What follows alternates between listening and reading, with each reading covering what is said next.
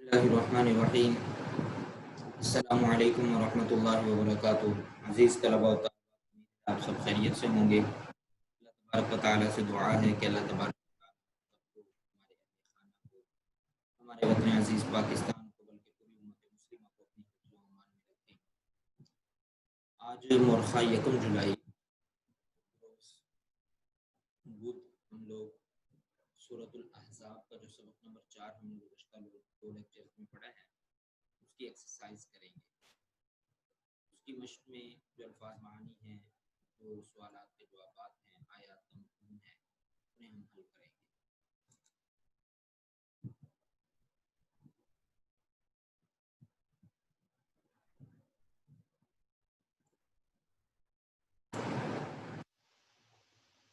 بسم اللہ الرحمن الرحیم۔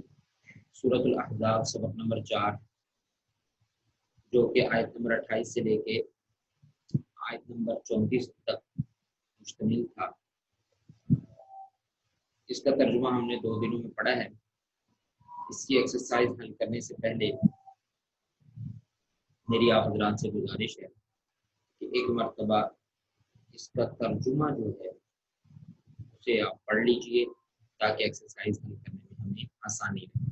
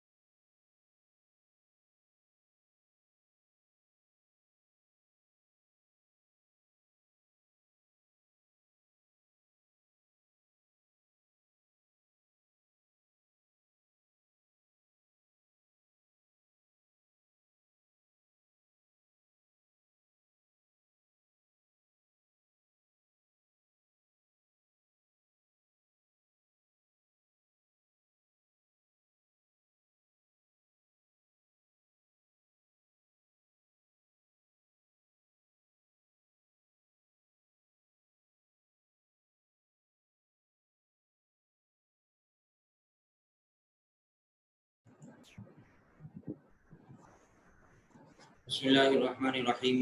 امید ہے آپ لوگوں نے ترجمہ اچھے سے دیکھ لیا ہوگا. ایکسرسائز کی طرف چلتے ہیں. الکلمات و تراکیب، الفاظ معانی. سب سے پہلا لفظ ہے ہمارے پاس تریدنا.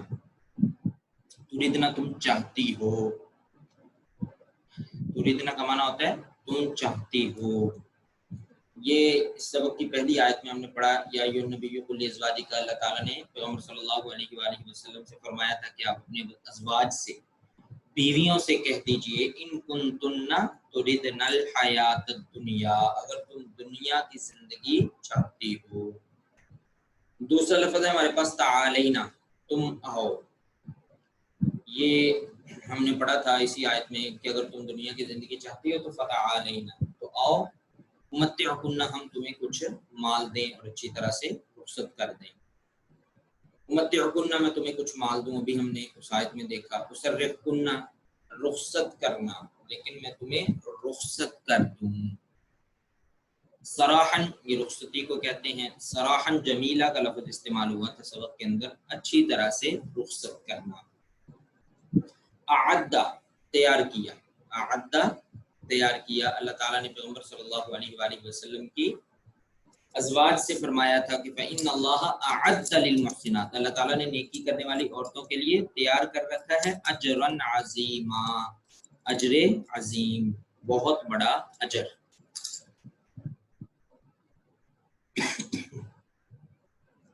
اس کے بعد جی ہمارے پاس لفظ ہے ضعفین. ضعفین کا معنی ہوتا ہے دگنا. اللہ تعالیٰ نے پیغمبر صلی اللہ علیہ وسلم کی ازواج سے کہا تھا کہ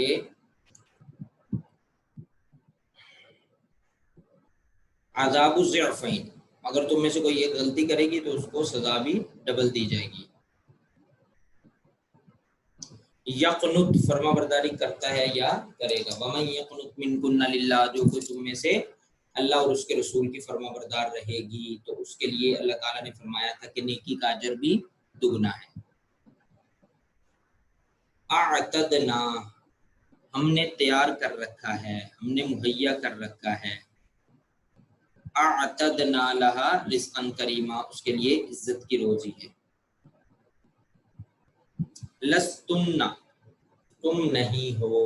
یہ مؤنث کے لیے لفظ استعمال ہوتا ہے لستن، تم نہیں ہو. اللہ تعالیٰ نے پیغمبر صلی اللہ علیہ وآلہ وسلم کی ازواج سے فرمایا تھا کہ یا نساء النبی لستن کاحد من النساء، تم اور عورتوں کی طرح نہیں ہو. ان اتقیتن، اگر تم اللہ تعالیٰ سے ڈرتی ہو، اگر تم پرہیزگار رہنا چاہتی ہو، اللہ سے ڈرتی ہو، تو فلا تخضعن بالقول، دبی زبان سے نرم لہجے میں بات نہ کرو. کسی بھی اجنبی سے، کل کے سبق میں ہم نے پڑھا عورتوں کے لیے یہ حکم ہے. کرنا کا معنی ہوتا ہے تم ٹھہری رہو. عورتوں کو حکم دیا گیا تھا وقرن فی بیوتکن، اپنے گھروں میں ٹھہری رہو. لا تبرجنا، زینت یعنی سج دج، زیبائش اور زینت نہ دکھاتی پھرو، زینت نہ دکھاتی پھرو. اس کے بعد ہمارے پاس لفظ ہے الرجس. الرجس کا معنی ہوتا ہے ناپاکی. یہ اللہ تعالیٰ نے اہل بیت کے لیے لفظ استعمال کیا تھا.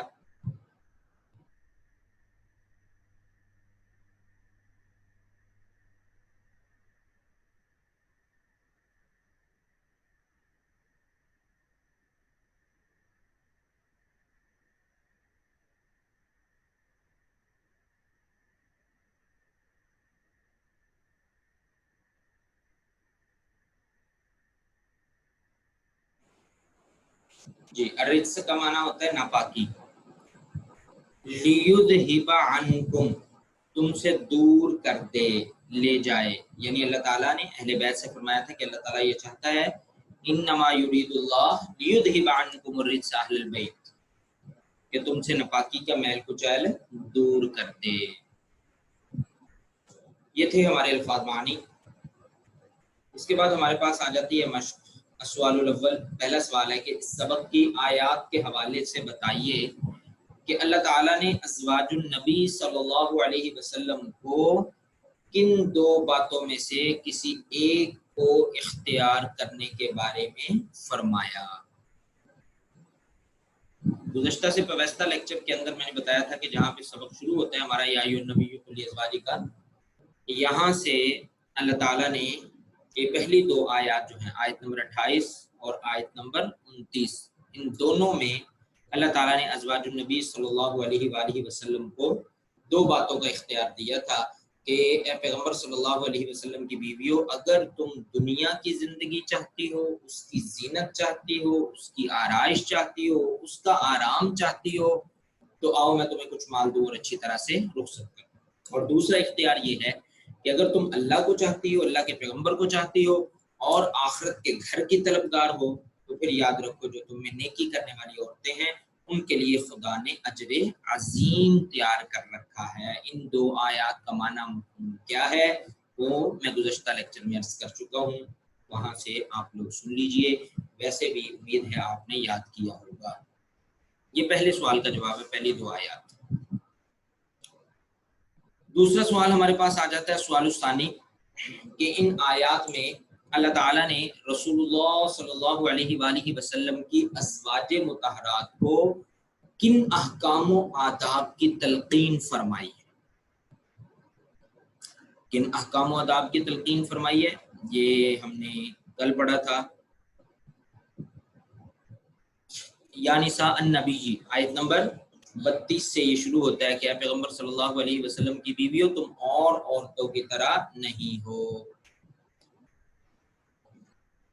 اگر تم پرہیزگار رہنا چاہتی ہو تو کسی اجنبی شخص سے نرم نرم باتیں نہ کرو، تاکہ وہ شخص جس کے دل میں کسی طرح کا مرض ہے کوئی امید پیدا نہ کرے، اور دستور کے مطابق بات کیا کرو۔ وقرن فی بیوتکن، اور اپنے گھروں میں ٹھہری رہو۔ ولا تبرجن تبرج الجاہلیت الاولی، اور جاہلیت کے زمانے کی طرح اظہار تجمل نہ کرتی پھرو۔ واقمن الصلاۃ، نماز قائم کرو۔ وآتین الزکاۃ، اور زکوٰۃ دو۔ واطیعن اللہ ورسولہ، اللہ اور اس کے رسول کی فرما برداری کرتی رہو۔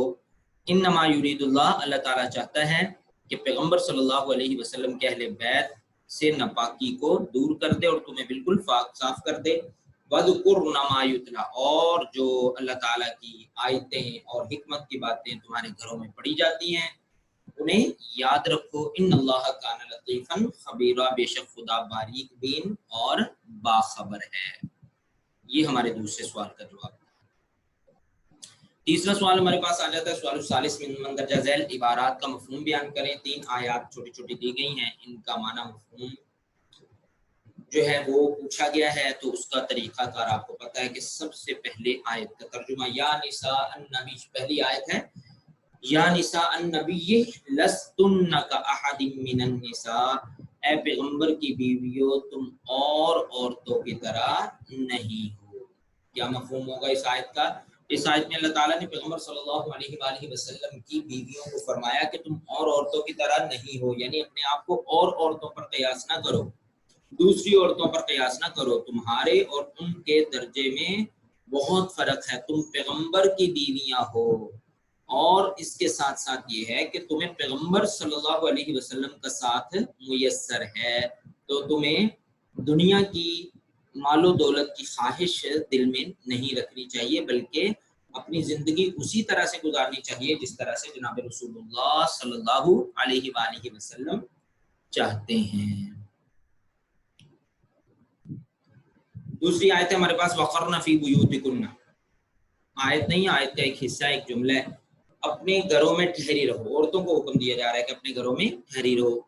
اللہ تعالیٰ نے اس آیت کریمہ کے اندر دراصل پیغمبر صلی اللہ علیہ وآلہ وسلم کی بیویوں کے ذریعے سے امت کی باقی عورتوں کو پیغام دیا ہے کہ عورت کو چاہیے ہی یہ کہ وہ ضرورت سے زائد گھر سے نہ نکلے، کیونکہ اسی میں اس کی حفاظت ہے، اسی میں اس کی عزت ہے۔ عورت کا معنی ہی چھپی ہوئی چیز ہوتا ہے، تو عورت کو بغیر ضرورت کے گھر سے نہیں نکلنا چاہیے۔ اللہ تعالیٰ نے امور خانہ داری یہ عورت کی ذمہ داری لگائی ہے، گھر کے تمام کام اور گھر کی ذمہ داری یہ عورت کی ذمہ داری ہے۔ آیت نمبر 3، وَلَا تَبَرَّجْنَ تَبَرُّجَ الْجَاهِلِيَّةِ الْأُولَىٰ، زمانہ جاہلیت کی طرح زیب و زینت نہ دکھاؤ. کیا مطلب؟ میں نے عرض کیا تھا کہ زمانہ جاہلیت کے اندر عورتیں لباس یا اگر سجتی تھی یا زیور پہنتی تھی تو وہ لوگوں کو دکھانے کے لیے ہوتا تھا، اظہار تجمل کرتی تھی. تو اس چیز سے منع کیا گیا کہ عورتوں کے لیے سجنا دجنا جائز ہے، زیور پہننا بھی جائز ہے، لیکن یہ ساری چیزیں اپنے خامند کے لیے یا اپنے آپ کے لیے ہونی چاہیے، لوگوں کو دکھانے کے لیے نہیں ہونا چاہیے، کیونکہ یہ زمانہ جاہلیت کی رسم ہے، زمانہ جاہلیت کا ایک رواج ہے. ہمارا چوتھا سبق جو ہے ایکسرسائز سمیت مکمل ہو گیا ہے. آپ لوگ اس کو اچھی طریقے سے یاد کر لیں. اللہ تبارک و تعالیٰ سے دعا ہے کہ اللہ تبارک و تعالیٰ ہم سب کو قرآن پاک کی صحیح سمجھ اور عمل کی توفیق عطا فرمائیں. وما علینا الا البلاغ المبین. وعلیکم السلام ورحمۃ اللہ وبرکاتہ.